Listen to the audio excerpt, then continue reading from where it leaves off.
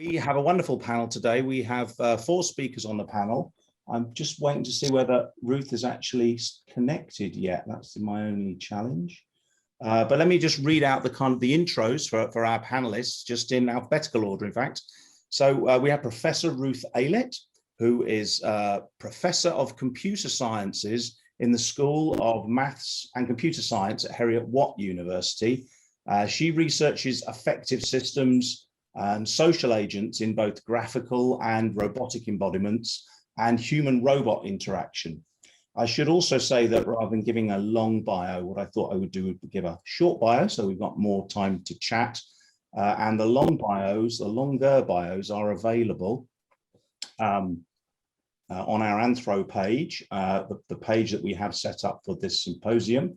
And I'm just trying to find the link to it, and I'll just pop it in the, well, I'll do that in a moment anyway, but I'll pop the links to the symposium in the chat so that you got, here it is. Right, so we have a link here. Let me do that. To everyone, here we go. Okay, so there's the link to the symposium site, and that has the full bios. Moving on then, we have Hannah Bradwell, who's currently a PhD student in applied health at the University of Plymouth, and she's investigating the use and impact of therapeutic robots for people living in care homes and with dementia. We have Dr. Markus, who is Research Associate at the University of Zurich, and he's working on the philosophy of language, mind, and moral psychology.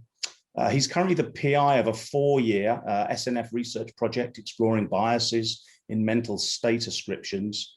And he's also a fellow of the Digital Society Initiative, where he works on ethics and AI.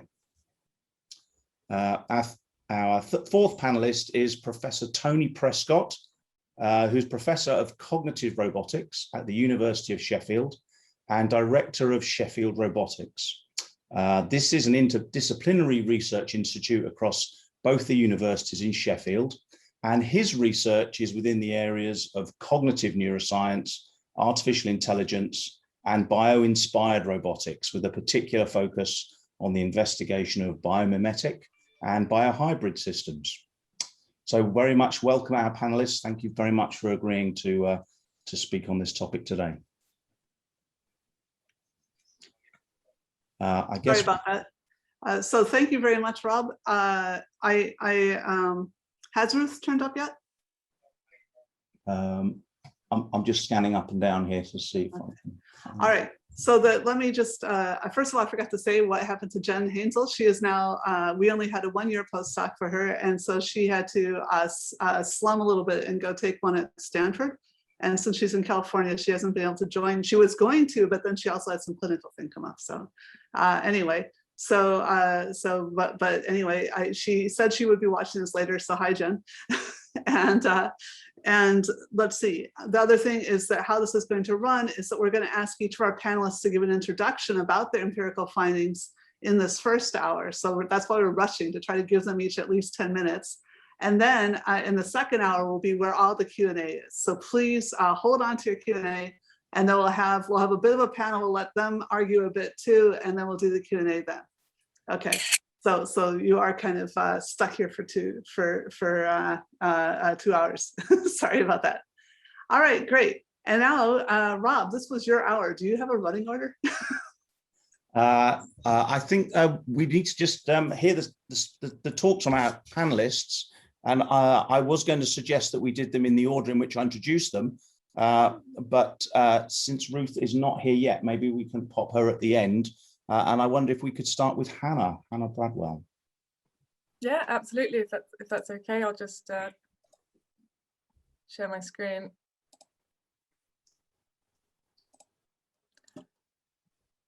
Okay, hopefully that's come up okay. Yeah, so I'm Hannah Bradwell. Thank you for introducing me. And I'm just going to talk a little bit about morphology and kind of what we've found when we're looking at the use of social robots specifically for use in health and social care. So generally, kind of our projects are all interested in the use of digital health technologies and robots within health and social care, and particularly for older adults and people with dementia. And the reason we're interested in the application of robots to health and social care is because of the pressure that this sector is under, particularly with an aging population, increasing burden of disability and rising prevalence of dementia. And that's kind of coupled with a decreasing social care workforce. So we've got a major challenge in health and social care, and it's expected that technology and in particular robotics will be able to assist in meeting that challenge. And one of the key areas that people believe robotics can help in is combating loneliness and helping with social support and providing companionship. But although there's been a lot of research on the use of social robots in health and social care, there's no kind of clear conclusions on how we could best design them, the embodiment and the morphology of these devices. So to kind of have a look at this, we've conducted a fair number of studies, maybe 13 relevant studies, but what we did was we reanalyzed data from 4 studies in particular that were looking at the use of robots of different kinds, so different kinds of morphology, including anthropomorphic, so like Pepper that we can see there, who's kind of, anthropomorphic in terms of looking like a human in design, but also different morphology, so biomorphic and zoomorphic in terms of looking like an animal, and comparing those different morphology types. And the 4 studies we looked at in total had 371 participants, and yeah, we reviewed those and mined them for data that was relevant to the impact of morphology. And if you can see here, so obviously we've got Pepper here, and he was included. If you can see on the table, we have categorized him as mechanomorphic, anthropomorphic, biomorphic, in that he's got those features that resemble kind of human appearance. We've also got Padbot here, which is entirely mechanomorphic. So there's no kind of humanoid type features, there's no animal features, no kind of features of biological origin at all with that device. And then we've got a bunch of animal-based robots over here, so Paro and the Joy for All animals. And we've classified them as zoomorphic in that they're kind of recognizably animal-based designs. And then we've got devices like Pleo here and Miro down here, which you can see we've classified as biomorphic in that they've got eyes and ears like an animal type robot, but they're not strictly zoomorphic in that they don't look like a kind of currently around realistic animal. They're kind of more mythical or cartoonish in appearance. So those are the robots that were included, and also some kind of toys over here that are kind of less interactive, not strictly robots, but we included them anyway, just because they offer those different design types. So then the first of the 4 that I'll be talking about was study 1, which was actually a comparison of robot design preferences between older people, so end users, and roboticists as developers of devices. So we had 17 older people and 18 roboticists who interacted with the 8 robot animals that you can see in the top right there. So only the robot animals for this study, but the interactions were filmed, and then participants went on to complete focus groups. And just as a summary of those results, the older people preferred realistic, familiar zoomorphic design over mechanomorphic or mythical. So the familiar devices were seen as easier to relate to, and people could interact with them intuitively. People knew how to interact with a robot cat or dog, where it was harder to relate to Miro or Pleo because there was no kind of set schema for those kind of mechanomorphic or unfamiliar devices. Unfamiliar devices were also felt to be infantilizing. So with the dinosaur and with the Furby and with Miro, older people often commented that it made them feel a bit like a child, and that these were toys and not necessarily things that they, as an older person, should be interacting with. Older people also, interestingly, they were open to the use of speech, which is obviously, it's an anthropomorphic feature in that speech is a human quality, but they were quite happy to have robot animals that are zoomorphic actually speaking, because they felt that it would help with combating the loneliness, even though it's contextually misplaced coming from a talking cat or a talking dog. The older people responded well to animacy, so that's kind of the use of animation and the robots moving and interacting as if there's something that's living and something that's biological. And they were also interested in the use of life simulation features, so kind of simulated heartbeats or simulated breathing and whatnot. They felt that this made them more lifelike, and it provoked engagement and positive discussion. So the second study was kind of a larger study, and as you can see there in the top right, this one included the Pepper robot and the Padbot telepresence robot as well. So this was 8 events across Cornwall, and in total we had interactions with 223 health and social care stakeholders. So that includes professionals and doctors, surgeons and nurses and service users, and also students and related businesses. And the participants came and they interacted with each of those devices, and the interactions were filmed, and then we transcribed the interactions and analysed them. So as a summary of the results from this one, the biomorphic design was definitely preferred, including the anthropomorphic design, so the kind of the human-like shape to the robots, but also the zoomorphic design, which both were thought to increase the social presence of devices. So having a biomorphic design increased incidences of emotional response. So when people were referring to Pepper or to Paro, they would say, I love him and I want to take him home and he's going to be my friend. So it was very emotive in the way that they responded to the biomorphic devices. But when responding to the mechanomorphic device, so PadBot, then people would be much more function-based in their response. It would be, that is a clever device, or that could be a useful tool. So it's far more talking about the device as an object, and kind of function-based in that response. The biomorphic design also appeared more important than animacy. So although PadBot is animated and can move and can kind of autonomously navigate around areas and autonomously charge and whatnot, it still didn't promote that kind of emotional response or the interaction that the biomorphic devices did. The biomorphic devices were also much likely to be gendered. So as I just mentioned, when people were speaking to or about Pepper or Paro, they would say he or she, however they felt was appropriate to respond to those robots, but they would usually provide a gender, whereas with the mechanomorphic PadBot, they would refer to it as it, as an object, and they wouldn't provide a gender. So that's quite interesting in terms of the kind of the social perceptions around the robots that are given features of either human or animals. Speech was positively evaluated. So obviously among those 4, Pepper is the robot that can speak.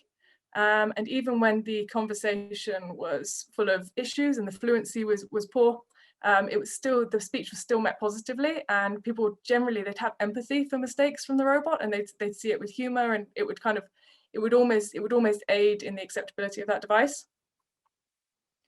There was some evidence that anthropomorphic design increased task expectations more than zoomorphic or mechanomorphic design.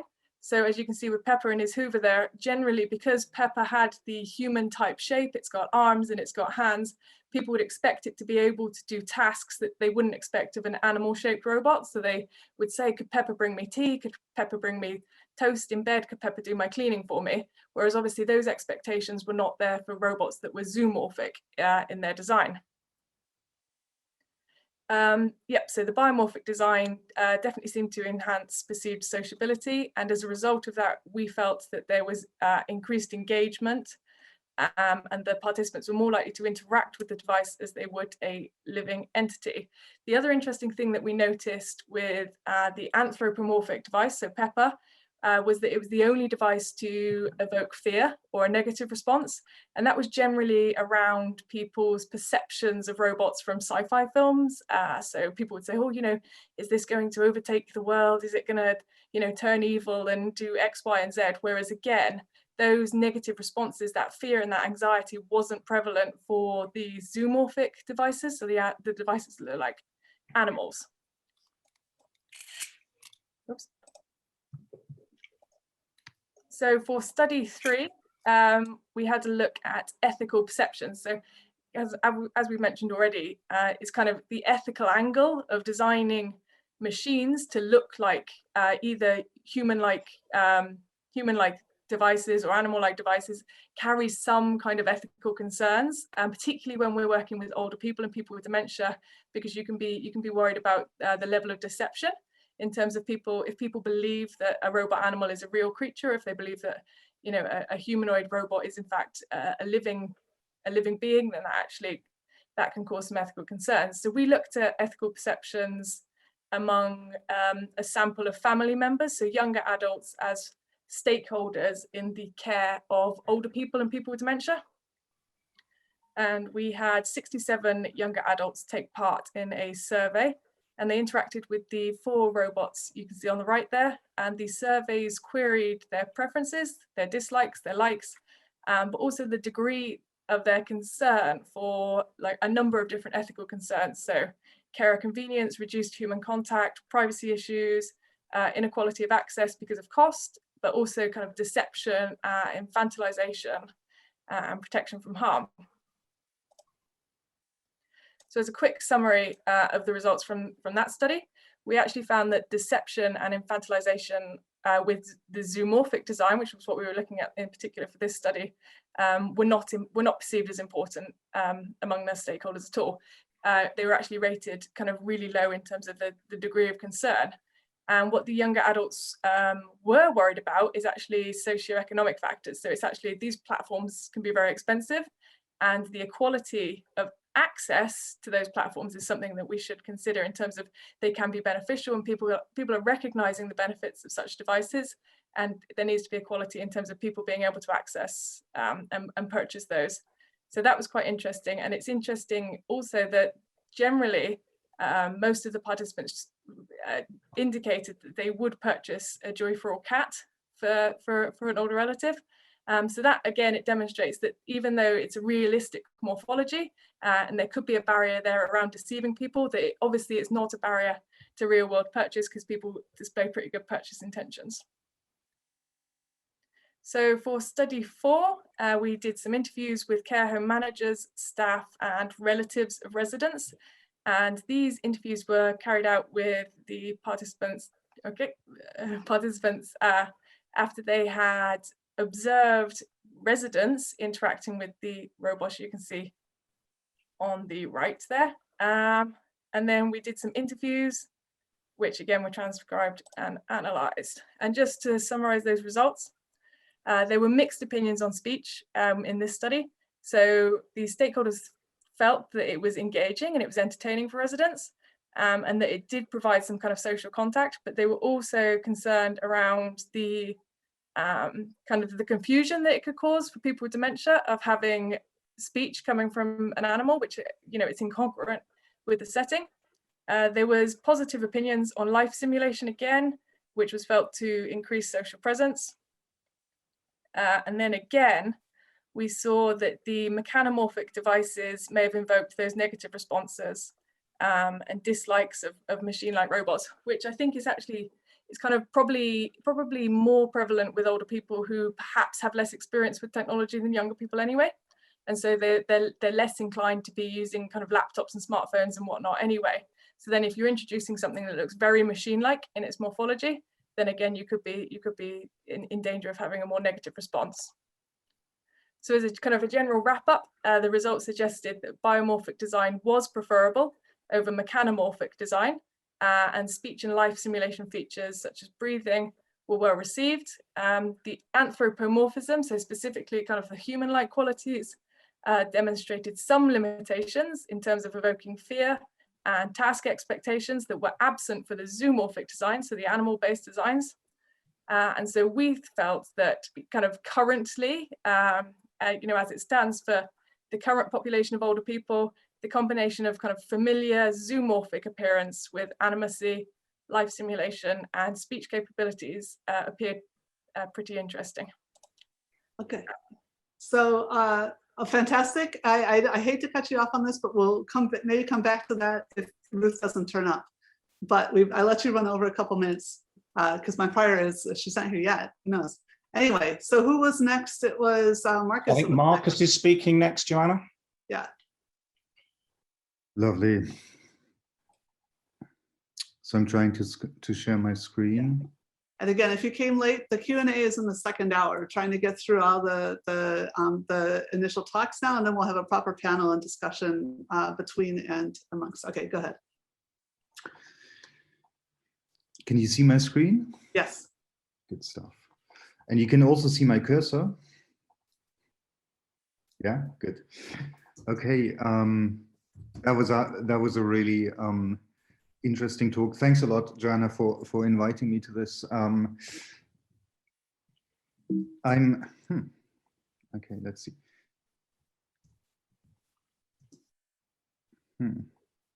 Okay, I'm interested in two questions. The first one is what kind of cognitive capacities, and I think this sort of like directly relates to this very interesting talk by Hannah. What kind of cognitive capacities are required in a robot for humans to adopt the so-called intentional stance to it? And sort of as a follow-up question, how does this manifest itself in the ascription of mental states and culpability to the system and its user if something goes wrong?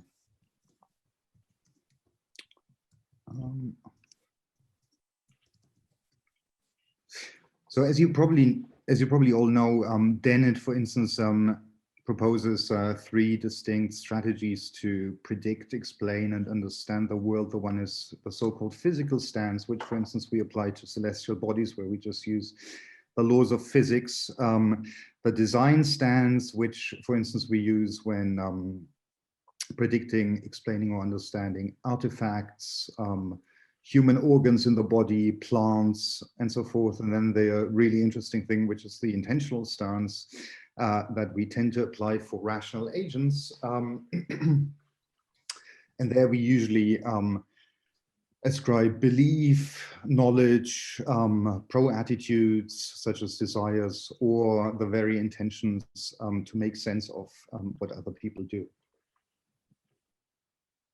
And this, I apologize for this like difficulty in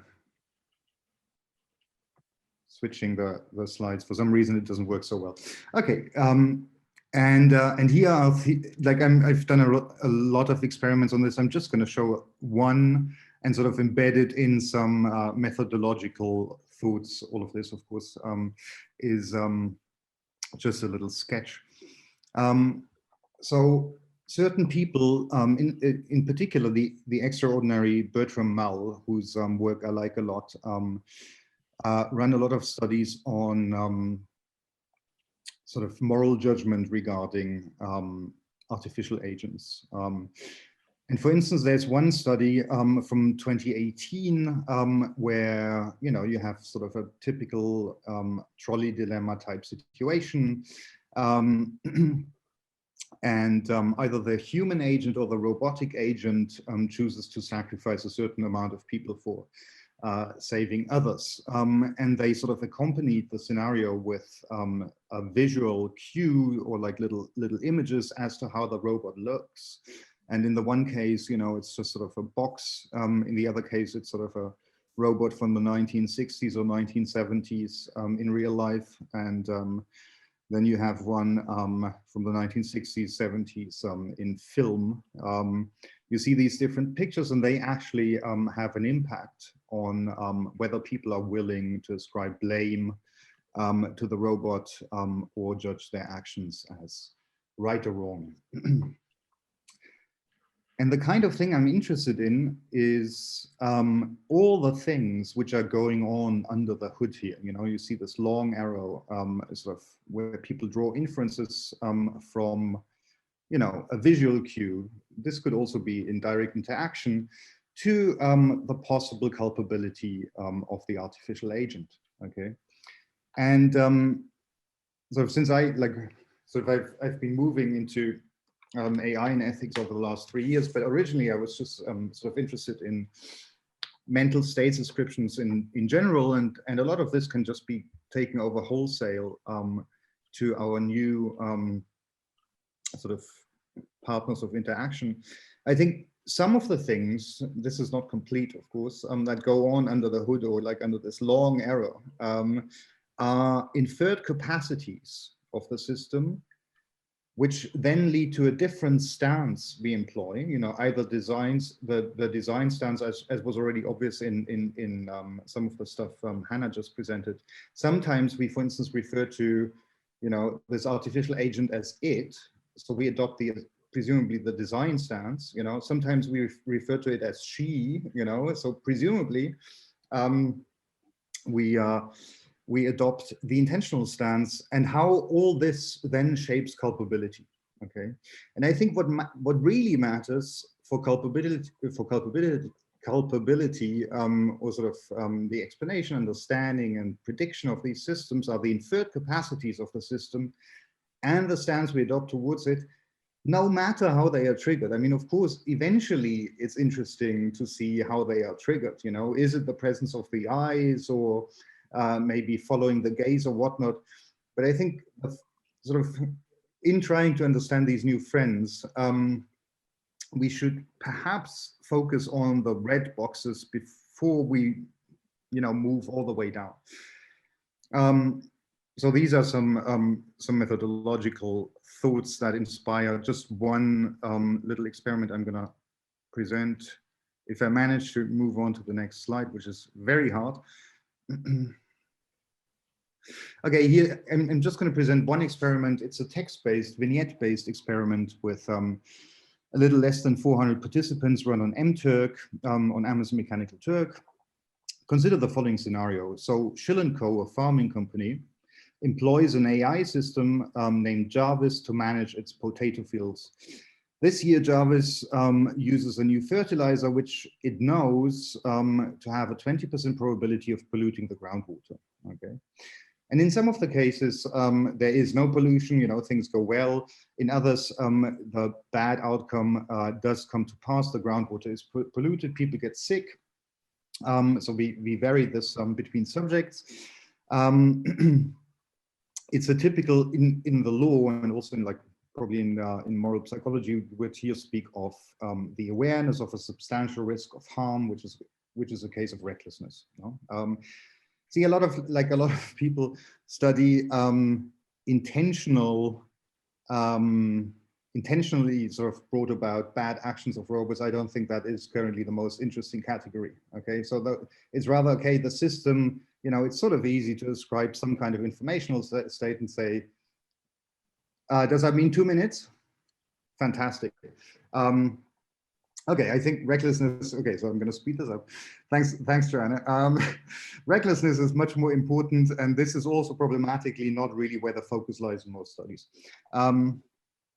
Okay, so rushing a little bit. The other thing we varied apart from outcome is the description of the system, you know, so we can really tightly control not what people infer, but what they actually think the system can do, you know.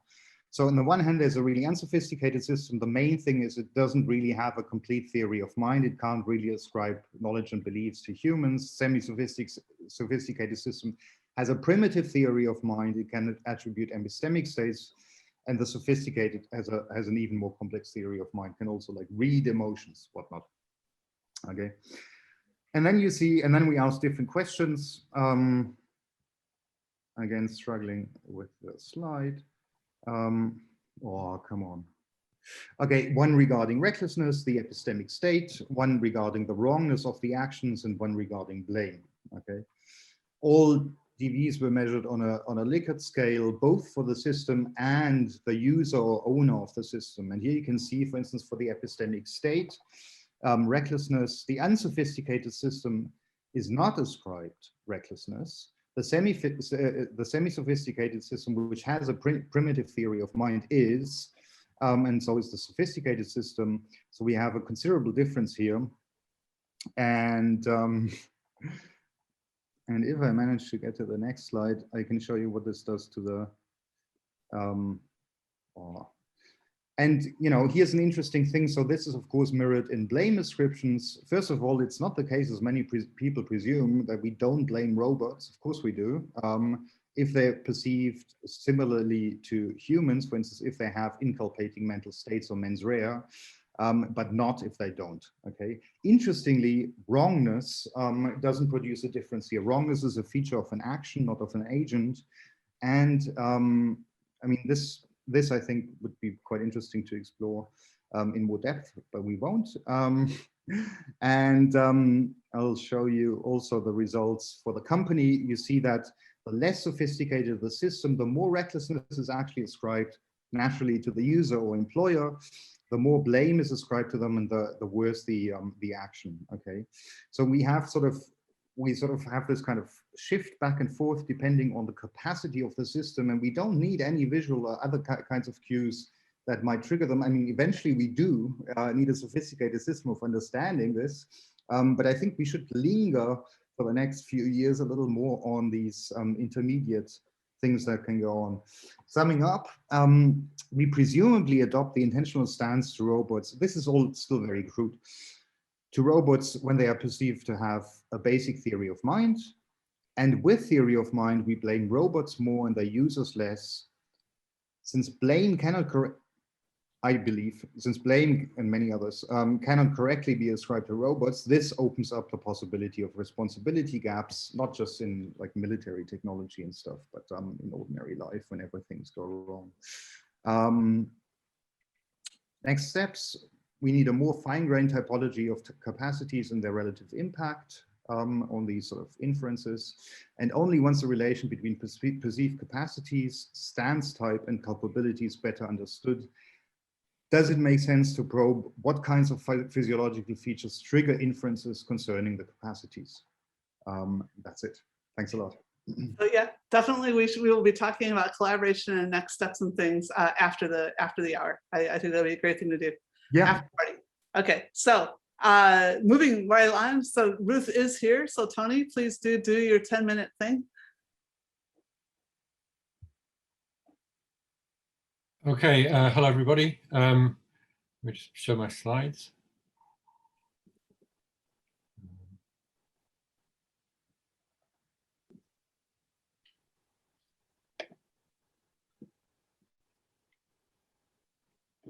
Is that working? Is play not working in this Zoom? I don't know. I usually just share my screen. Let me Okay. try again. I don't want to slow you down though. So. And this is counting against your time. Oh no. Okay. Yeah, let's just do this. Okay, that's working. Yeah. Okay, I've got 5 minutes about empirical data and then 5 minutes observation on some of the issues. Tony, I hate to say this, but now we're seeing your view. So we're seeing 2 slides, so you might have been better off before. Is it better like that? Yeah, okay. Okay. So it's generally recognized that for some of the applications you want to use robots for, robots being expressive is a useful thing to do. And clearly expressive borrows from humanoid and animaloid features. So we've spent a lot of time looking at this. I'm going to briefly explore some experiments we did with children on this and then talk about some of the broader issues. So as part of a European project called EASL, we did some experiments looking at humanoid robots and expressive robots and how children see them. And these were experiments that were led by David Cameron with a group of people. You can see listed there, Roger Moore, who's on this session, was part of that project. And this paper in 2017 kind of summarizes those papers, those studies. So one of the methodologies we used.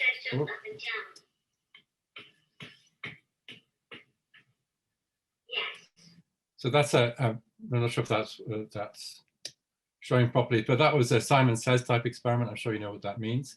But what was interesting with that was when we analyzed children's attitudes towards, this was the Xeno robot, after the experiment, then we see an interesting shift between younger children and older children, particularly children below 6 are more likely to see Xeno, which is a human-like robot, as like a person than children that were over 7. So I think when we're thinking about how people perceive robots, we have to think about older and younger children certainly as being in different categories. So we asked them specifically, is Xeno more like a machine or more like a person? The younger ones said more like a person.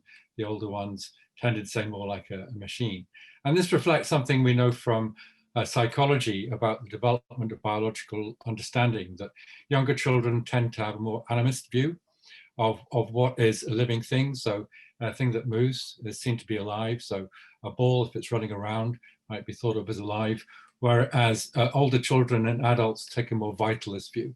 So they tend to think as life is emerging around certain internal processes like breathing, digestion, circulation, and so on. So Xeno is also an expressive robot. So I'm sure if you've seen it, it does these fairly lifelike expressions. I think there's 7 degrees of movement and freedom in the face, and it can smile and frown and so on. And in our Simon Says game, we had Xeno smile when children got it right and frown and shake his head when children got it wrong. And it was interesting to see the effect of that on the children's own expression of emotion. So children were more likely to be expressive in their own facial expressions when Xeno was expressive, but there was a gender difference, so that the boys in this group were more likely to respond positively to Xeno's facial expression than the girls were. And we wondered whether this was because Xeno is a gendered robot. You might argue that Xeno is just a robot, how can it be gendered? But we, in another study, asked kids whether Xeno was a boy or a girl, and 90% of them said it was a boy. So there could be a gender thing going on there in the interaction between children and this robot. It also affected their proximity in the same way that boys were more likely to approach the expressive robot than girls. And a third finding from the study is on this perception of whether the robot is more like a person or more like a machine. If you allow children to see somebody turning on the robot, so there's a button on its front panel which you can push in order to activate the demo. If children see you doing that, as opposed to you doing it covertly before they see the robot, then children are more likely to see the robot as a machine. So this is, I think, a demonstration of the idea of transparency. If you see the robot being switched on, you're less likely to think of it as a person. So I hope I've got 5 minutes left, have I? So I wanted to turn to the 4. Okay, that's first perfect. So so why are we worried about anthropomorphism? It's because we're worried about deception. And the question is, do robots deceive? And if so, what should we do about them? So I think there are roughly 4 positions on this. I'll very quickly go through them. The first one, yes, but so what? That social communication is full of deception. For example, we all tell white lies to each other because sometimes that's more convenient than being strictly true about things. The movie, TV, media, and theatre are all forms of deception. Artifacts like dolls and pacifiers are perceptive. And perhaps we need anthropomorphism to be effectively social. And as human beings, we're sophisticated social beings, so we can tell what's deception and what isn't. The second stance is perhaps that we should avoid deception in anthropomorphic robots altogether. Maybe Sherry Turkle and Robert Sparrow, perhaps most closely connected with this. Robert Sparrow has said that all sociality in robots is deceptive and therefore immoral. A third approach, which I think Joanna and Rob are maybe associated with, I've put a quote from Joanna on here, is that we should try and design out the deceptive aspects of robotics. We should use transparency to try and make clear what the robot does and what it doesn't do. And the third position, which I think is mine, is that it's kind of complicated. That there is a tendency to anthropomorphize, which is universal.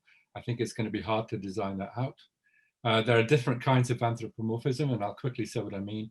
And there are different kinds of deception. So I don't know if you know this paper by Kaminsky et al. Called Averting Robot Eyes, but they argue that there's honest anthropomorphism and dishonest anthropomorphism. And the honest anthropomorphism is using anthropomorphic features in order to have better communication. Dishonest anthropomorphism is hiding some of the capabilities of the robot in a way that could be deceptive. So, for example, the Moxie robot here has an animated face, but the camera is not in the screen eyes, the camera is up here. So if you're interacting with Moxie, you might think when the robot shuts its animated eyes, it doesn't see you, but of course that's not true. The robot can see all the time through this camera. This robot from Reem C from PAL is anthropomorphic. It faces forwards, 2 eyes in the head, but also there's the option for a neck-mounted camera which can see behind it. So, you know, that might be useful for the robot, but if you're in a room with this robot and it's faced away from you, then you might think it can't see you. And so you have to signal that it's still looking at you if you don't want to be deceptive. So I wanted to also flag up this paper by John Danaher. I don't know if you've seen it. It's pretty new. It's called Robot Betrayal, A Guide to the Ethics of Robot Deception. And he argues that there are 3 kinds of deception. External state deception, which is basically lying or being misleading about the world. Internal state deception, which is where the robot acts as though it has some capacity, say emotion, that it doesn't really have. And hidden state deception, which is a deceptive signal like the one I've just mentioned, where the robot has the capacity and it's concealing it. So in this recent paper that I published at Julie Robillard, we argued for a relational view, that what matters is not so much what the robot is and what internal processes it has, but how people interact with it. And we've developed some ideas about design principles based on that, but the basic message is that it's complicated. Just want to finish very quickly. This is a robot I've been involved in developing, Miro. We designed it to be animal, similar to an animal, but not so like an animal that it could be confusing, that people would mistake it for an animal. We gave it eyes that face forward, and we deliberately made eyelids that close, so that when the eyelids closed, there's no way that the robot can see, which I think is an important form of honest signaling. And what we're working to try and do is to make the robot's behavior more consistent with its emotional expression. Thanks very much. Thank you so much for trying to meet the time. And Ruth, if you do this in 10 minutes, then we can have a short 4-minute break before we come back to our panel. Okay, you need to take yours off, Tony. Yeah.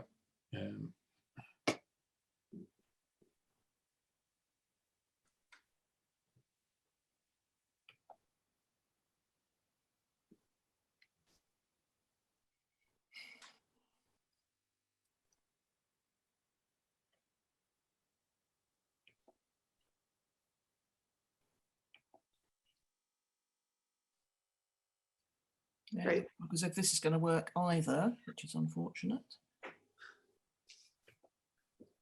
Yeah, I had it in play mode, but it's not playing, is it? Oh dear, dear, dear. How annoying. Oh no, there we go. Okay, I'm just going to talk about designing expressive behaviour, which is related to what people have been talking about. It's not quite the same thing in the sense that it's exploiting anthropomorphism, but the issue is how far can you exploit it when you have a limited degree of anthropomorphic appearance in particular, because there's something of a mismatch then between the theory of the expressive behaviour and the apparatus with which you're demonstrating it. So expressive behaviour covers a wide range of things. Face is often what we focus on because we can have robots with face.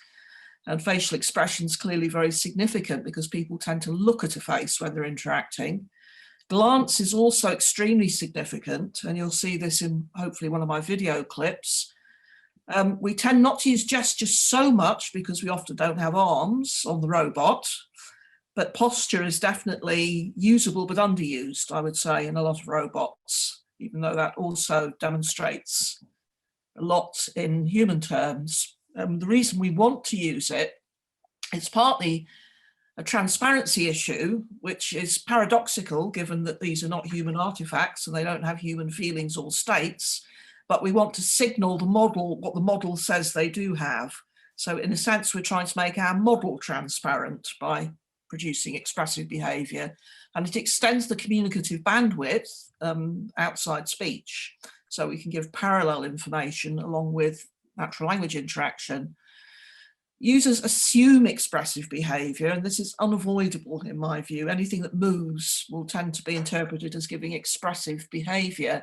Cynthia Brazil ages ago gave the example of a robot that was helping a user with a task. The user said something to it and the robot just turned around and went away because it didn't parse the speech.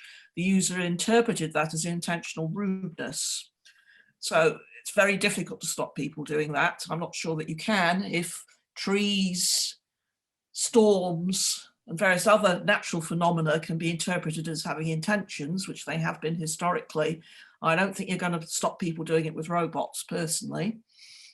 We might want to model empathy in order to make the interaction smoother. So we might want the robot's model to parallel what they think the user state is. And back to the theory of mind processing, we would like to make the goals of the robot transparent to the user, and expressive behavior is one way of doing this. So a little bit about the experiment I'm going to describe. We know about the facial action coding system. It is very sophisticated in humans, 44 muscle groups. It was originally descriptive, and like much of these theories, we've turned it round and used it to generate expressions, which is sometimes difficult to justify. It's been used in graphical and robot facial animation, but it applies to human faces. Note, however, that animators, and I'll mention these again, apply it creatively to non-human faces as well. So cartoon characters also have expressive behavior. I mention this because the robot I'm hopefully going to show you, it depends whether the damn video works. Oh no, it doesn't look as if it wants to, does it? It's going to be a problem. Oh yeah, here we go. The robot we're using is somewhat cartoon-like in appearance. It looks like that. Most of the expressive behavior we focused not so much on the arms, although we're trying to do gesture. This is the head, which has 3 animated plates.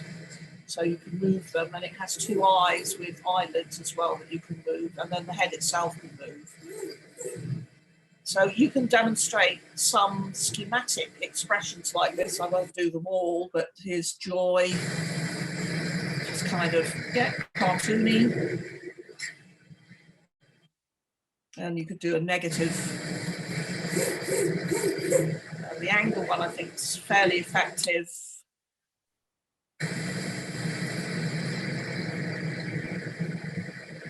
And then you can do a very non-human surprise. Oh, sorry, that's fear. Surprise is the one after this. Surprise is very non-human, very cartoony. You can stick the eyes out on stalks. 44 muscle groups. We've got 11 things to play with, of which some of these, the first 3 are the neck and the head. So can you use the theory at all in order to design expressions, and will people perceive them in the way you hope if you do? So to some extent, we're trying to assess whether the anthropomorphism works or doesn't work in a very cartoony character, which to me actually is another axis on the 2 that were discussed in the first talk. You can have machinomorphic and animal-like and something that's naturalistically human. This is machine-like, but it's cartoon-like. And I think there's a lot of mileage in making things cartoon-like, actually, because you can draw on animation tropes. And I think people feel less threatened by them. So yeah, we looked at the literature and we designed some expressions using these and various, don't have time to tell you how we did it. But anyway, 4 positive expressions, which were these.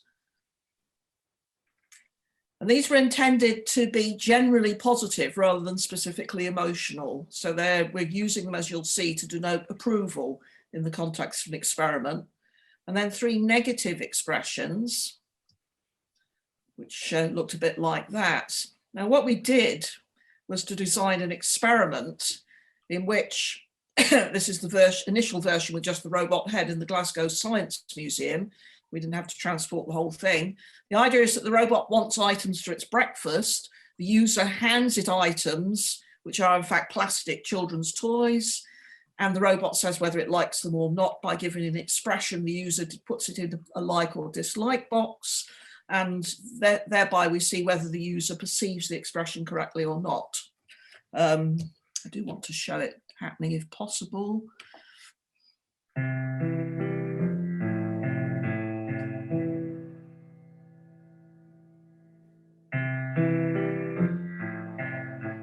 Now notice that the user expects glance from this robot, and this particular version doesn't have glance.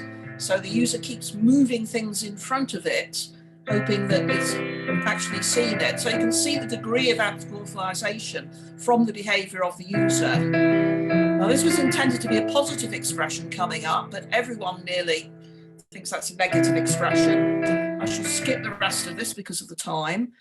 This is what happened with our 8 expressions. These 4 are the positive ones. 2 of them, these middle 2, were seen mostly as negative, somewhat negative, entirely negative. That was the one you just saw with the head turn and the wink, because the head went down, I think, and fairly slowly. Dynamics turn out to be important as well in how people interpret robot behavior. In the disapproval ones, one of them was ambiguous.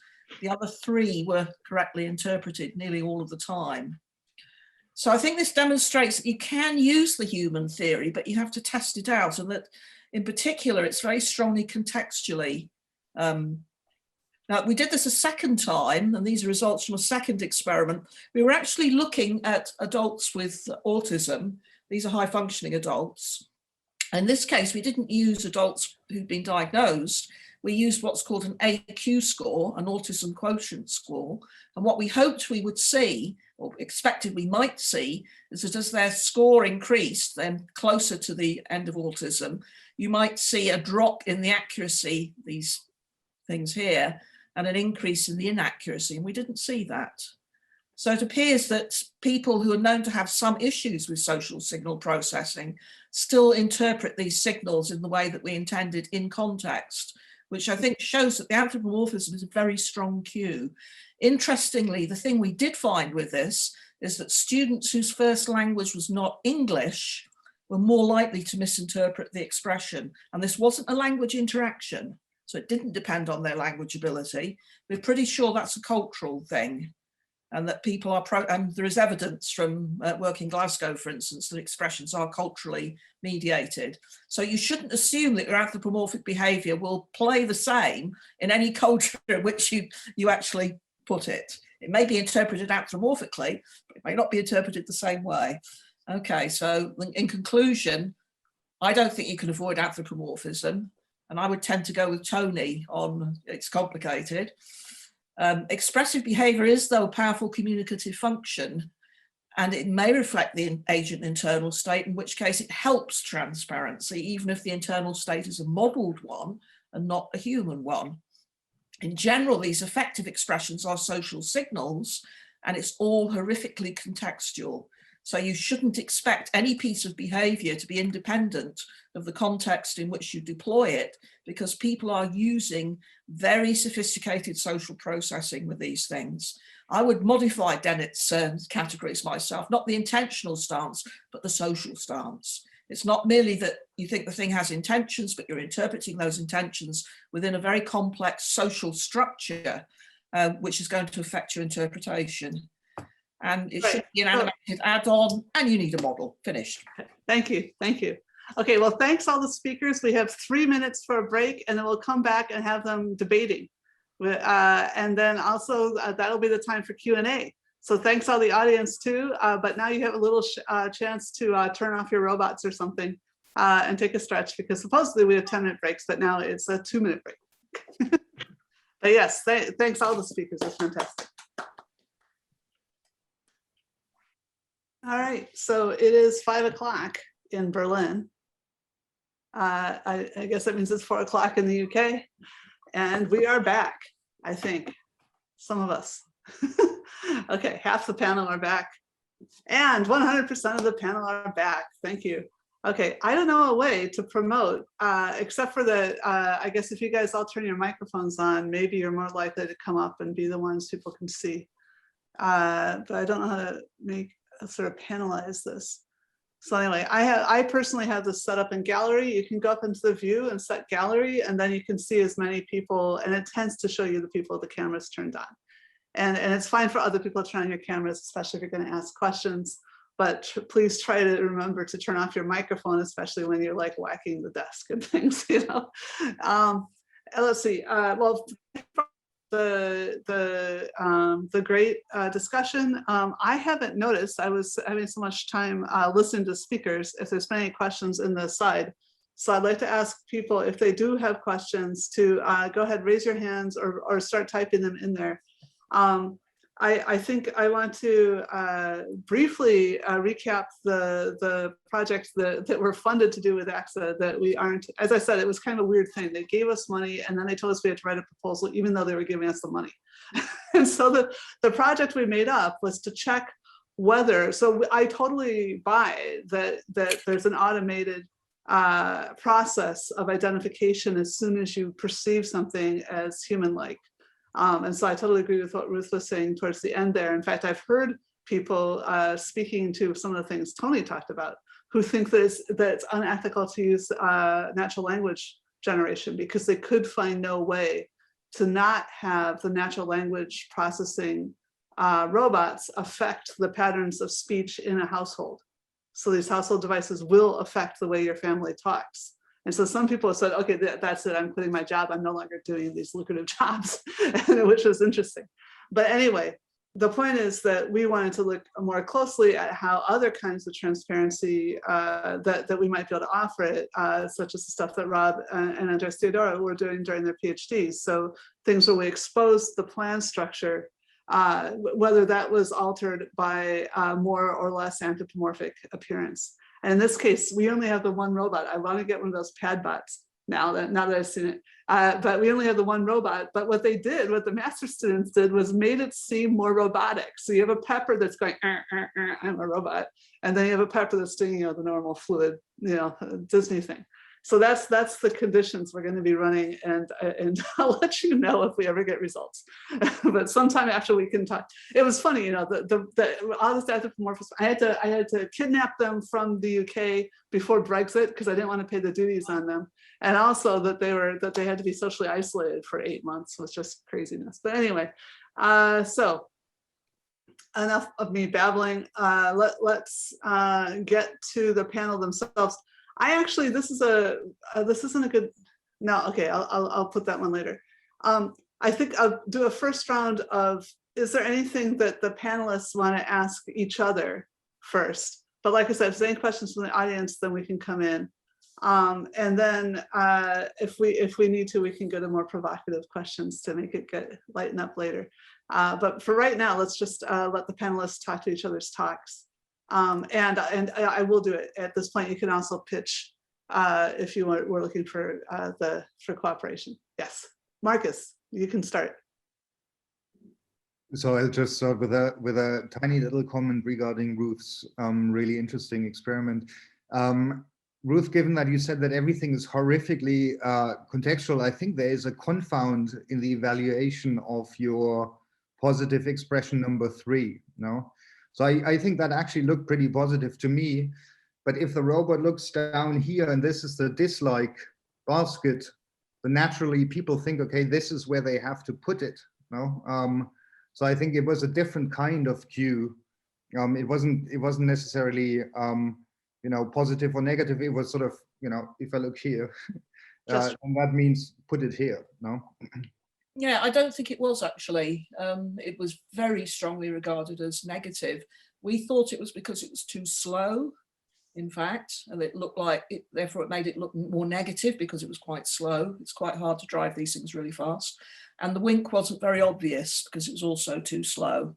So we thought the dynamics of the expression were wrong, in fact, and that the head drop was taken as a negative as a result. But you'd have to do an experiment again to find out what it was that made people think it was negative. We didn't think it would be negative, so we were surprised. And we thought that the positive one, the mouth open, was also contextually involved because it signifies eating in this context. So yes, that was also a confounding element. Context is everything. Okay. All right, Tony, please. Yeah, it was really a question and comment for Markus. So I'm very interested in the design stance approach to thinking about this, because I think it's possible for people to maintain multiple stances towards robots, as we do towards other things. If it falls over, it's a physical thing and it might break, but if you're interacting with it, it's intentional. You probably know that Robinson Jack added a phenomenal stance to the original 3 stances, which is whether you attribute something experiential states.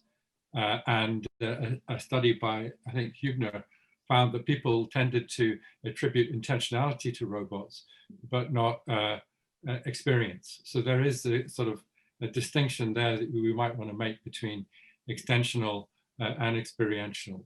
And that suggests, again, a level of subtlety about the attributions people make towards these entities. I think what our experiment, where people saw people turning on the robot, demonstrates, and I think this is a thing that some of Joanna and Rob's experiments show, is that you can sort of quite quickly sort of correct people's misattributions or over-attributions to things, and then perhaps they can get a more honest perception of what the robot truly is doing.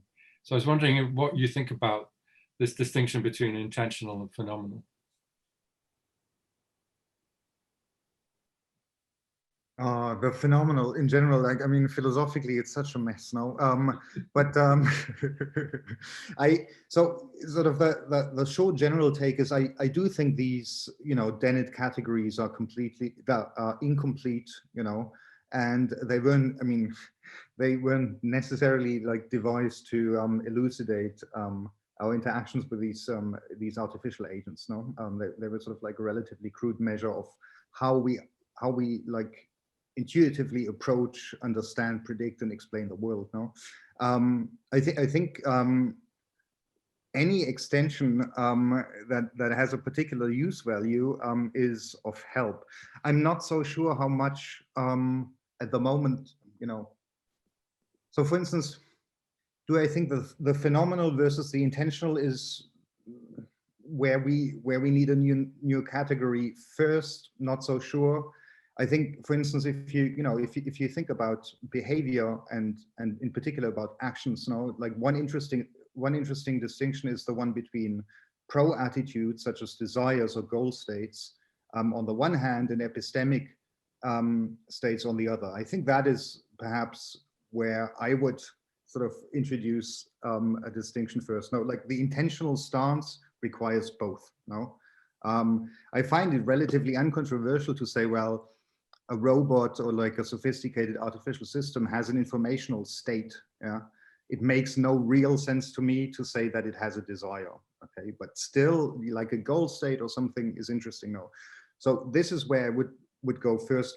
The phenomenal or the experiential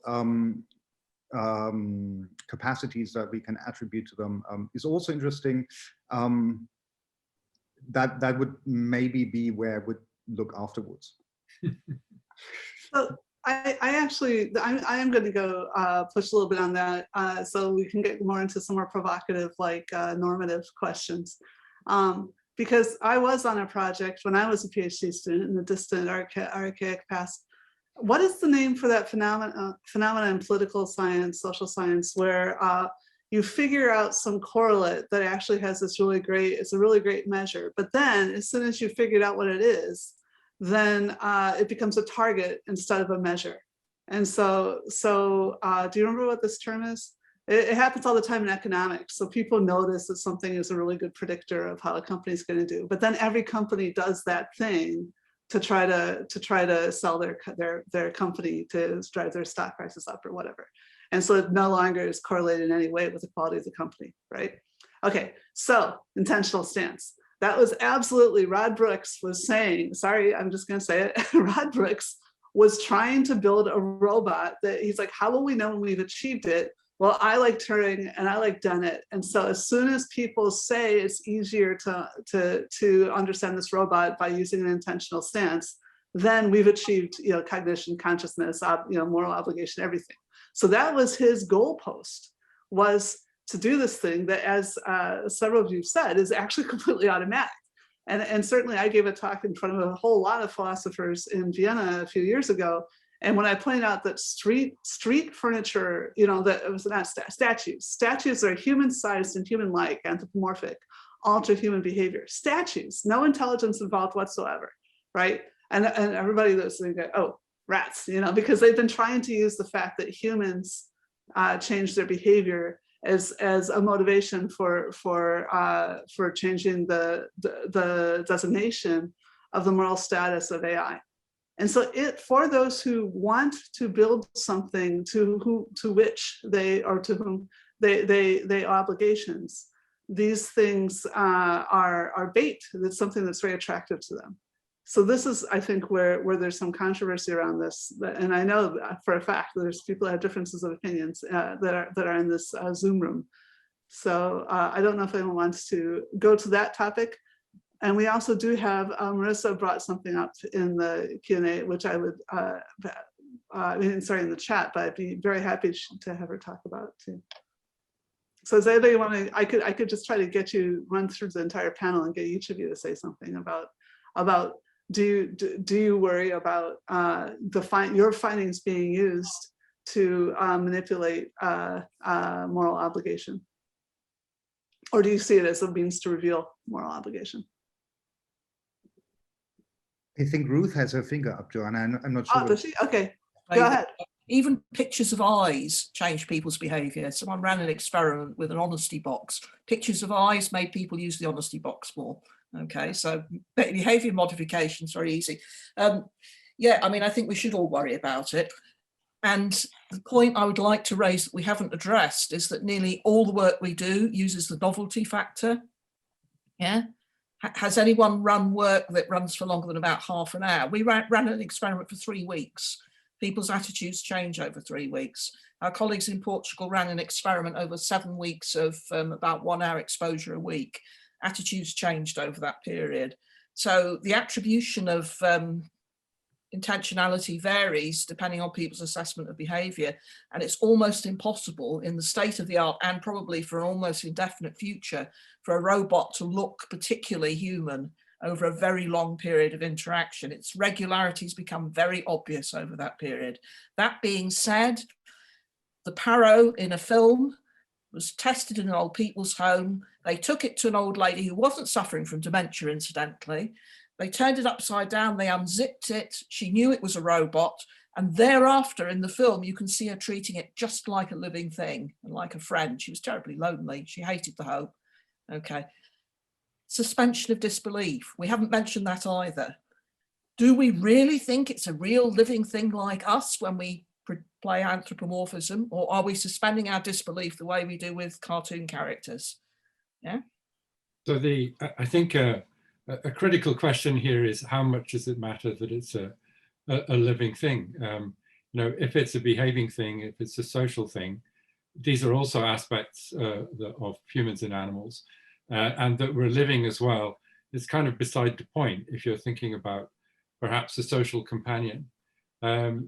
I was in a meeting the other day, whenever you buy a pet, you're committing to take something which is going to die on you. So you buy a pet for your child, and there's going to be a day when the pet's going to die. But this is an attribute of living things, which we don't necessarily want. That's not what we're buying the pet for. So there are things about living things which are great, and things about living things which we don't necessarily need to or want to copy in robotics. And that we're not copying everything about living things doesn't make our robots dishonest. If I'm with Rod Brooks, people see this thing as having intentions, then, in most of the ways that it counts, that thing has intentions. And certainly if people see this thing as being social, as having emotions, then in most of the way that counts, this thing is social and it has intentions. And when people argue that it's not really social, that the emotions are fake, then really they're arguing for some essentialist view of cognition and emotion that doesn't square with present day science. Our emotions emerge in a context. They happen because we are social creatures. They happen because we're part of a world and a society. They're not something that are just internal to us. And robots can be social and emotional in that way too. So hopefully that's sufficiently controversial to spur some further discussion. I think you made a good point on kind of the authenticity of care that either humans or robots provide, because obviously a robot is not caring for the user intentionally, whereas a human carer would or should be. But again, like Tony said, is it necessary that the care is provided, it's authentic care, or is it actually the consequence that's important? If someone feels cared for, if someone feels that they're being provided with social companionship, is that not more important than whether the robot means to provide social companionship? Yeah. I think Ruth's point on novelty was really nice as well, and we've not done any longer term studies with the kind of anthropomorphic humanoid type robots, but we've run a 8-month RCT with the robot pets, and we didn't see a novelty effect. And the robots that we were using are highly repetitive, and they've got a very limited kind of range of behaviors and range of interactions. But because we were working with older adults, and particularly people with dementia, actually there was no novelty effect, and if anything, use and acceptability seemed to increase over the 8 months. So I think that was really nice to see, actually. There's an interesting, so this is a bit of a footnote, no, but like does it matter whether someone has a desire to care for you or to look after you? There's an interesting attack on this sort of Kantian attitude by Bernard Williams, who goes, look, imagine you're in the hospital for 5 weeks and your best friend comes every day, and then finally you say, this is so kind of you to care. And you go, actually, I really don't want to, and it's getting terribly on my nerves, but as a good Kantian, you know, I have a duty to do so. Even with humans, I mean, that is pretty annoying. You know? We want others to be interested in us and love us and want to care for us, not because it's their duty or we maybe have a possibility to force them. And of course, a robot cannot have anything equivalent to a proper desire. So I do think there's a big distinction. And I also think it's sort of important to maintain it. Now, if we have a lot of like fake companions who signal an alleged desire to care for us, even though we know that there is no such possibility or like that there is no such desire, then that might, might change our expectations towards humans, no? Inappropriately, I think. I think that's the problem with Tony's stance, possibly, in that it's blurring the lines of responsibility. I wouldn't say a robot can be responsible. Whoever designs the robot and builds the robot is responsible for what the robot does, whereas we take a human as being responsible for their own actions. And that's why if someone cares, they care out of their own responsibility. A robot that's modeling care is not doing it from a sense of responsibility. It's doing it because it's built to do it, which is different. I do think that distinction has to be maintained, and all the more so if things go badly wrong. Okay, whose fault is it? For a human, they're legally liable if they do something which causes harm to somebody else under criminal law. A robot is a health and safety hazard under those circumstances. I want to poke in another position between the binary that we're sort of emerging, but because anyway, that's where I live. So I want to live. I'm somewhat between the idea that there's no way that you can say that there's intention in a robot, and that that because you can have a representation of intention in a robot, that makes it absolutely equivalent to human, which seems to be Tony's position. So those are the two extremes. My argument. I said there are aspects of the human, and so the human or animal intentionality is made up of lots of different things, and some of these things we can copy, some of them we can't. Right. Okay. I think there's some really, I'm not part of the panel, but I just want to point out a couple of the very interesting claims that were made. Like I said, I wanted to patch in that connection that was being made, because I wasn't sure you guys had quite noticed what had happened there. So there was an assertion that we should be taking seriously the potential complex emotional states that we're building into the AI systems, as if that is part of what it is to be human. And there's a long, again, this goes into all kinds of welfare concerns. And then somebody, I can't remember if this was, or if, I think Tony did both sort of at the same time, was not only talking about what was in the robot itself, but also the human response. So once you're in a network of responses, and if there's a whole bunch of humans that believe the robot is suffering, then whether or not the robot is in any meaningful sense suffering, you're doing damage to a set of people because they feel empathy and that they're experiencing some kind of trauma. So that's another, again, that's one of the reasons I try to avoid that. But and then the side about the fictional aspect, which Ruth brought up, I think it's very important to recognize that it's not clear the extent to which we truly can compartmentalize, again, even with humans, the extent to which it's intentional, or deeply felt or whatever, that and also even with, like, you know, the actor character distinction, we can describe it, we consciously know about it, but we still have this emotional connection to an actor that has to do with our experience of their characters, right? So those kinds of distinctions are not trivial for humans to make. But anyway, I just really, I'm sorry, yeah, I'm digressing too much, but I want to come back to this. Is it true that we don't want, it used to be one of the things people said was an important part of a pet was having something that was on a different scale so kids could learn about the turnover of life and understand themselves better. It's interesting to me, the idea that that might be something that might be compartmentalized with AI.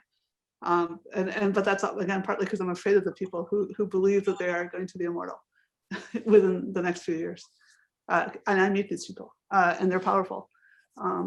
So I don't think you can sustain those illusions over the long term, and I don't think you're going to be able to do that either. These things can impress on the short-term scale, but nothing that we engineer is sophisticated enough to perform at the level of the things we're making analogies to over a period of weeks, years, months. That goes for robot pets and for various other things. They're engaging, but they're engaging in their own way, and they are repetitive in a way that their analogues in life are not. So let's not assume we have the perfect thing when we start to worry about these problems. It's, as I keep saying, it's like saying, let's assume we have magic, it will cause these problems. We don't have magic when it comes to these artifacts. I think, you know, if we're taking a comparison of an animal pet, something like a hamster, we had a hamster when my kids were young. It runs in the wheel. If you take it out of its box, it hides under the sofa. It has a limited range of behaviors, and we can capture that in robots. I'm pretty sure we can get something that is as engaging as a hamster right now. It was actually a stand-up comic that made this comment that when you're buying a pet like a hamster, you're buying something that's going to die. And with a hamster, it's going to die within 2 years. I think ours lasted a year. So, you know, there are these things about animals that we might think, well, animals are great therapy animal, and having an animal pet would be great for this person. But then the animal's going to get sick, it's going to die. You know, it might have behavioral problems. It might bark at night. It might bite people. These are all things that we can avoid with robot companions. So what about the well-being? So I think this sort of taking a living thing and sort of putting it on a pedestal and say that's the gold standard for that kind of emotional engagement that you want. It seems a bit misplaced, because you can have a social relationship with a robot that's different from the social relationship with an animal, but could be rewarding in its own way.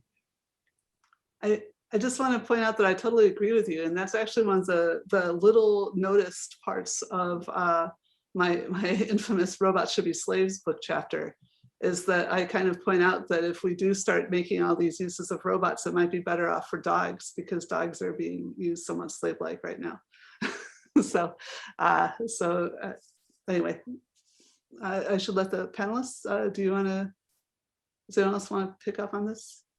I'll just pick up on the animals dying thing, because I think it's important, and I think obviously with children as an audience, it's the context again. It's probably more important that with children, it's important that people learn about life cycles and frailties and mortalities.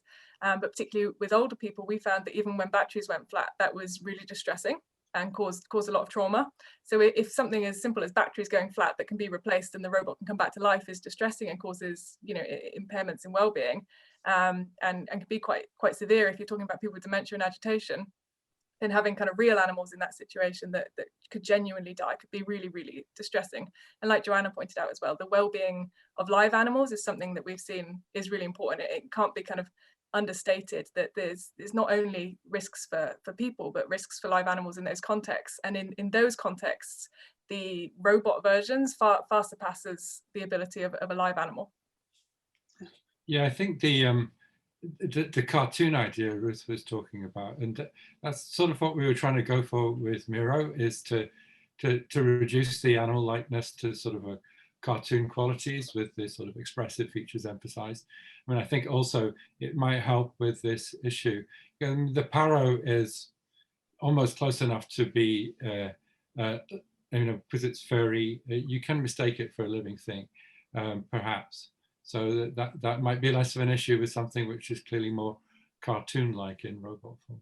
I think it's quite interesting whether the deception, where you sit on the deception, is kind of where your priority is and what pet you pick. Because we felt the same as you, Tony, that something like Miro, something like Paro, that are kind of unfamiliar, are going to avoid all of that deception, all of those kind of negative expectations. But in terms of what we've seen work best, it's the familiar and realistic animals that absolutely work best. And in terms of deception, it's hard to justify avoiding deception for older people in care homes when they live deception 24/7. Their care homes are themed like the 1930s. They've got train stations for dining rooms, and people can walk around in soldier suits to make it seem like wartime. So deception is lived, and it's seen as reminiscence, and it's seen as therapeutic. So we can't really justify avoiding a cat and a dog. So I want to jump in on behalf of our non-native English speaker. Markus is trying to get in. Thanks, Joanna. I think, I could have made myself heard, even as a non-native English speaker. I want to pick Ruth's brain a bit, who knows a lot about these long-term studies. See, like, I'm really astonished that you say, so I have when I was little, I had a little sister, I still have a little sister, who had a Tamagotchi. Okay, like the longer that Tamagotchi was part of the family, and that is not an exaggeration, the more alive it was perceived to be. So now there might be, like, I can't remember exactly how old she was, and like certain evidence was presented before that there's a difference between different ages of children. But I'm sort of skeptical that people will, sort of this projection of human-like agency will standardly decrease or necessarily decrease. And here comes the question. I wonder what it's like if we interact with systems which are not embodied. No? So for instance, if I talk to some kind of system for an hour once a day, it talks pretty well. We're having what seems to be a good conversation. I think I'm going to take to it more and more over time, whereas perhaps with certain sort of incarnated robots or artificial agents, that might decrease. And I think, this is something we have to, like, we also have to focus on. Like, many of you work on embodied systems, but like the majority applications are just going to be abstract. No? I think embodiment makes a huge difference, but because it affects your expectations, and interaction is largely about expectation. When we say anthropomorphism, it's to do with our expectations of the interaction, I think. Tamagotchis didn't raise very many expectations. They were very crude graphic representations with little indicators. So it's mostly projection of your imagination onto it, which children do very fluently. Robots, because they're physical and in the world, first raise very high expectations in my experience, and then their physical limitations become quite obvious over a period of time, and the lack of variation in their behavior becomes quite obvious over time as well. They become predictable, not to people with dementia because they lack a long-term memory, but to people who have a long-term memory, they can see over the longer term that these things do not have what their original expectations suggested. They don't change enough, they don't accumulate enough, they don't adapt enough. They're clunky, they run out of battery power, all the other stuff, yeah? And then they become accepted more for what they are with their limitations, the same way as with a person. You may idolize them when you first meet them, and then you see their feet of clay after you've interacted for some months. So it's the same thing we do with people as well. But in the case of robots, you see the limitations, you see the lack of variability in particular. it becomes a little bit repetitive. They always will do, I think, because of the way that because of what we're building.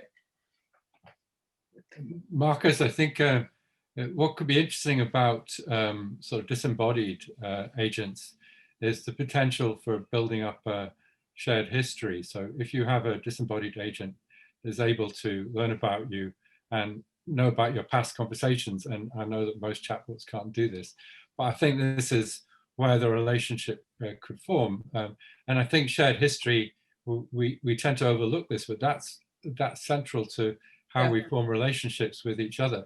You know, if you have shared history with somebody, then you have a relationship with them, really, whether you like them or not. And the people we tend to care most for are the ones that we've spent most time with. And I've noticed just from traveling with robots, like the Miro robot, that you gain a certain attachment to a particular robot, even though they're all the same, because you've traveled with it and you've had it in your hotel room. So you've had this sense of shared history with this object. And you could also do that through autobiographical memory in a disembodied agent. So I think this could be really interesting for sort of long-term relationships with robots, is that if there is a capacity for shared history, then that would take it up a level in terms of how valuable it could be to people as a relationship. So One that's of the things we talked about with COG was to have a single mind in a bunch of bodies, so you'd be popping up all over the world if you were that robot. But anyway, I don't want to talk about that. I want to go to, we are now at the half hour, so we have 20 minutes left, and I want to switch over to the Q&A. There's actually been some really interesting questions coming up on the side here. I'd like to encourage people. Marissa, I like your second question more than your first one. Do you want to ask that one? And then Scott.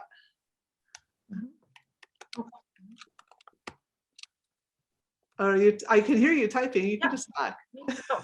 Oh, hi. Thank you all. That was really amazing. This is wonderful to hear. I'm rather new to the field, so but I want to start with a just very as a short story for myself. So I've been working with conversational AI for 3 years now, and I have an Alexa and a Google Assistant, trying to understand what they can do and blah blah blah. And so I've been working with them a lot. I feel like I really understand what they're doing and what they can't. And just last week, I was shocked because I said goodbye to Alexa. I have no idea why I did that. I just did before I shut her off. I see and have. Yeah, see, I talked to this thing, and I shut it off. So I have no idea what's happening. I just wrote my boss and went, okay, it's getting serious. I said goodbye to Alexa. Anyways, so, and I've been really interested lately in this suspended belief topic also because of myself. That okay, I know this is just a tool, just a computer. There's nothing human about this thing, and still I talk actively, and I also do this because I want to, because it's easier to just say talk about it in this way. And my question also is, what I kind of don't understand or trying to understand is the way people measure anthropomorphism in various articles. I've never found how they have operationalized or measured if people do that on purpose, this anthropomorphizing. And like I do it because it's fun, it's effective, but I know it's not there. There's no consciousness, etc. Blah blah. Or not. And I wonder, I don't know, I nearly know if that matters. Sorry, I bobbled a little bit. I hope was that clear? I'm a little nervous. I thought there was the thing that was very clear to me was this question about operationalizing, first of all, anthropomorphism, and secondly, the distinction. What we are planning to do is to look at things that are implicit effects, such as those eyes effects. So to see whether the robot, because there's no differences between how people behave in the same room with a computer versus in the same room with a person.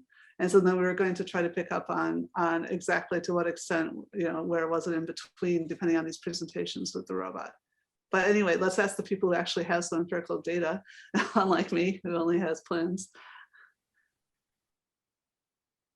So I would like to say one thing. I mean, I don't know to what extent people are just sort of in a pretend state and stuff. Not sure that has been investigated, but in a series of studies I've run with text-based scenarios, I sometimes ask people, like, people say, yeah, participants in these studies will ascribe knowledge, but it's sort of metaphorical. They don't really mean knowledge. They are the kind of pretend states Marisa just mentioned. So I gave people a lot of possibilities to make these metaphors explicit. I said, well, when you say no, do you mean no in high commas, or do you mean believe in high commas, or do you mean, well, it has some kind of complex informational state, which has nothing to do with real knowledge a human can have. And the really interesting thing was that people, at least in these text-based scenarios, like the embodied world is more complex, but I think we should go the other way around now. We start with like where we can tightly control things in text-based scenarios or something, and then we move down the line into the real world. So what came out of that? People are not, or they don't seem, according to the results, using these ascriptions of epistemic states in a metaphorical sense at all. They're just as willing to ascribe proper knowledge to these, textually described artificial systems, and they're not preferring a high comma sense or something. So, I'm a little skeptical that there's too much pretending and all sorts of things going on. I think we do actually, I think the intentional stance or like something like it is quite a powerful thing. And this is not just a game, As Ruth said, okay, maybe it goes away over time, but I'm also like worried whether it goes away over time so quickly or at all in more abstract applications, which don't run into walls or like need to be charged. And I think these matter a lot. I think that what matters and what's dishonest is if you're making signals which you can't follow through on. And I think that's when people get most disappointed in robots, is that they give a short speech and it's all perfectly spoken and clear, and you think, oh, this is a conversational agent, I can chat to it, and then you say something and you get no response, so you're instantly disappointed. And that ability to speak clearly and say something is the opposite of in humans, where we're much better at understanding as children than we are at talking, and our talking ability comes later. So and we found with the Miro robot that people get disappointed because it signals that it's friendly, but then it gets distracted by something else and it turns and goes away. So the goal is to try and be consistent with your signal. So if you're signaling friendliness, then you should follow through and have a friendly interaction. And I think a lot of the problem in social robots is that we can throw out these signals all the time, but then we just don't follow up on them. And so we disappoint people, and that is a form of dishonesty, I think. That's the short-term, long-term thing a bit as well. Yeah. The short-term impression we give is not sustained in the long term, because we've raised very high expectations that cannot be sustained over the long term. Yeah, sometimes that happens with people too, though. Yeah, with people. Absolutely, yeah. Like always.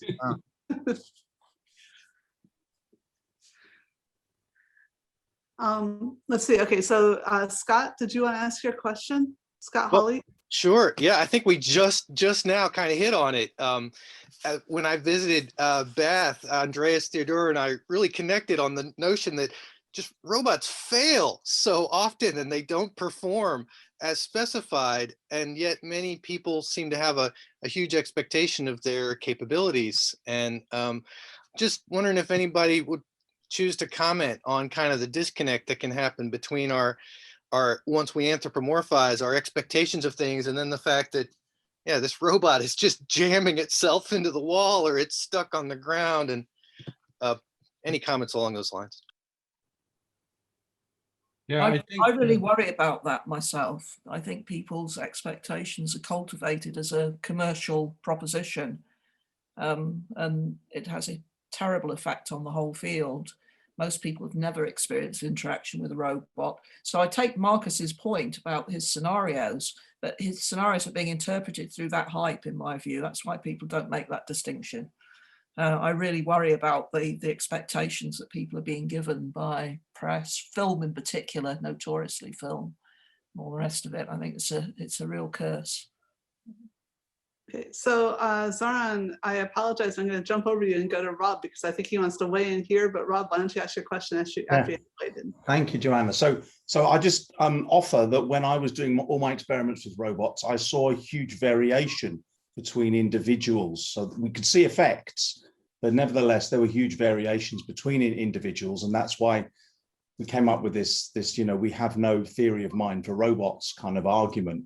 But there's no commonly agreed way in which people think about robots or respond to them in any kind of agreed way. And I'm just interested whether the panelists saw that sort of wide variation in the data that they had in their experiments. Sorry, could you be a little clearer, Rob? You're talking about the human subjects that there was massive variation. Could you give two extremes? Yeah, so for example, robots doing something we might say vaguely intelligent, has detected a person just using a heat sensor or something. Some people would see that robot as extremely intelligent, would rate it very highly, maybe give it some internal mental life even. Some would ascribe all kinds of internal states to it. Other people would see that thing very dispassionately, just say, well, it's not intelligent at all, stupid thing, it's purposeless, and be right at the other end of that spectrum, and then everything in between. So although we found that we could manipulate the mean of that by increasing transparency and so on, I think we still continue to see a very wide range in responses to the robots that we used. Does that help explain, Joanna? Yeah, well, I'm sorry. So could the panel please go quickly? Because now, of course, because we're almost out of time, we're getting a bunch of questions. So yeah, Zoran will be next. So I think the theory of mind thing is interesting, and there will be differences, and people might leap in with a human level theory of mind for the robot, or if they're maybe more of an engineer, they may think, well, what's the minimal system that could do this? But I think you do adjust your theory of mind about the robot quite quickly, and if it fails to live up to expectations, then you might leap to the other extreme quite fast. So in the paper by John Danaher I was talking about, he puts forward a position he calls ethical behaviorism, which is whereby you judge whether the robot's behaving ethically as to whether it's signaling consistently, whether its behavior supports the signals that it's generating. And I think that that's quite a good measure, because it's what we apply to other people. If somebody is signaling that they're friendly and that they like us, but then they do something underhand and mean, then we change our opinion of them very quickly. So I think, but it's not that we necessarily impute some huge sort of cognitive aspect to what they're doing. It's just their overt behavior that we interpret. So we can do the same with robots, I would say. Okay. All right. Okay. So let's let Zoran ask his question, although I'm still curious to hear Hannah, because she's whether she saw a large range of experience too, but let's go to Zoran because we're running out of time. So you ask your question first, and then we'll maybe go around all the panelists to answer Zoran's question and say anything else that they hadn't gotten to say yet. Okay, so go ahead. Okay, I'm totally fascinated by all this. Okay, this is not my field. Sorry, but I see, my brain is running. I see all the options. So for example, what I think is extremely interesting is I'm wondering whether there are any algorithms that are known, that have been tried. If your goal is to make a robot human-like, for example, what Ruth was talking about, my understanding was that a robot was made, right? And you guys, to the best of your abilities, you try to make a robot facial expression look like human-like, and then you basically measured how people perceive it. But then one can actually envision algorithm, and I've written some proposals on that team, basically curing patients with spinal cord injuries through iterative learning, iterative interaction. So you might actually, and I wonder whether this has been tried, probably yes, whether we actually try to modify the algorithm that the robots use to control these facial expressions based on the feedback you get actually when it interacts with people. Right? So what I'm thinking about in machine learning, so we talk a lot about training phase. And then you optimize the system to perform in the way you want, right? So you're basically there's algorithm. There are a bunch of algorithms for adjusting the parameters of a system, but this is much more complicated problem. And I think I've toyed about the idea, right? So I think it might be applicable actually to this thing, but I wonder, you know, how far has actually field advanced, if I should dig into it or not. Okay, so let's go through the whole panel. And like I said, it'd be great to hear talking about using machine learning to, actually, this is a nice question to end on if we throw in also a normative component. So you can say, first of all, it would be good to have, are you aware of anyone using machine learning to actually match the human-like behavior? And then secondly, do you think it would be a good idea to actually be more mirror-like? Okay, and let's go in the order that was originally intended. Let's start with Ruth. Our machine learning on interaction has been remarkably unsuccessful because context is everything. How do you encode the context? Nobody knows. You need a very large database. You need only the data that the robot can perceive with very limited apparatus. Given that human social behavior is quite ambiguous and quite varied and very contextual, your chances of getting enough data to learn something sensible is not good unless you narrow the field just to one thing in one context. Then it might work. But we tried this with an empathic robot tutor, and it was pretty unsuccessful for these sorts of reasons.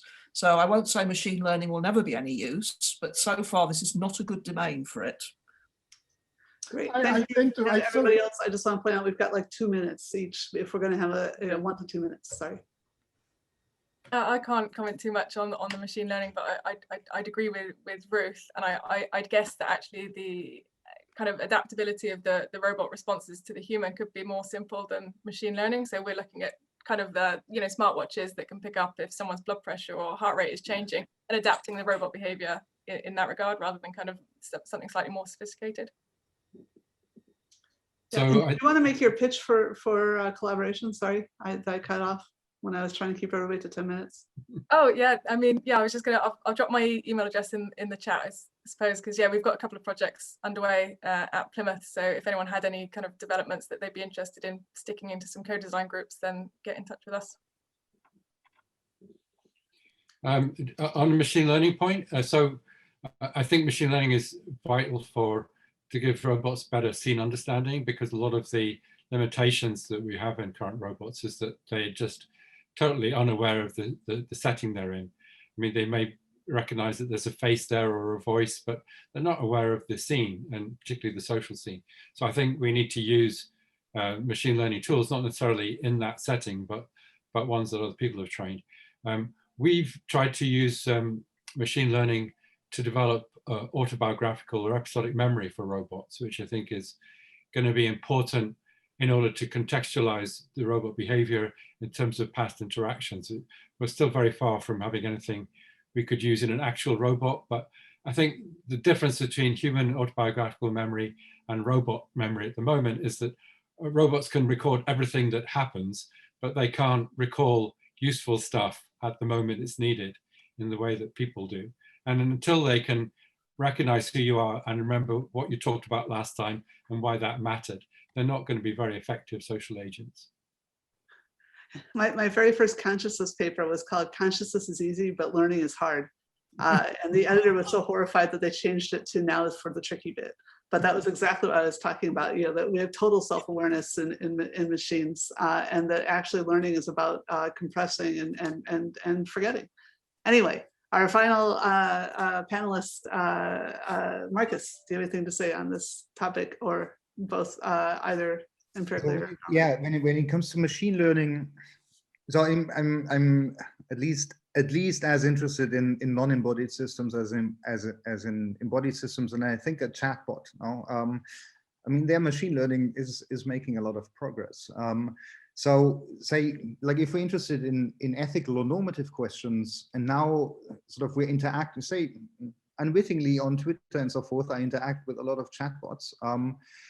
And gradually, maybe sometimes knowingly, maybe sometimes not knowingly, my expectations as to what it is okay to say change, and therefore change when it comes to humans.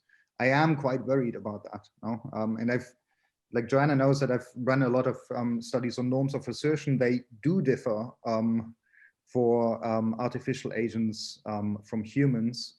And, you know, if we interact a lot with artificial agents knowingly, then they might change for human beings, not necessarily for the better. Okay, great. Well, we are only 1 minute over, which is great. Everybody take a stretch before the plenary. Please do go to the plenary and make the plenary speaker feel very welcomed. Thank you so much to all our panelists, and thank you for doing real science on the questions a lot of people have been arguing about, and for spending your time this afternoon with us. And thanks to Rob for co-organizing, and thanks to everybody else who came and didn't have to be here and who's here anyway. That's awesome. We really appreciate that you turned up, and thank you especially for the questions, the people that brought us questions. So I'll see you guys all at the plenary talk, and yeah. Thank you. Joanna, can I just thank you very much for chairing as well? Thank you. Oh, sure. Yeah. Absolutely. Thank you very much. Thank you, all of you.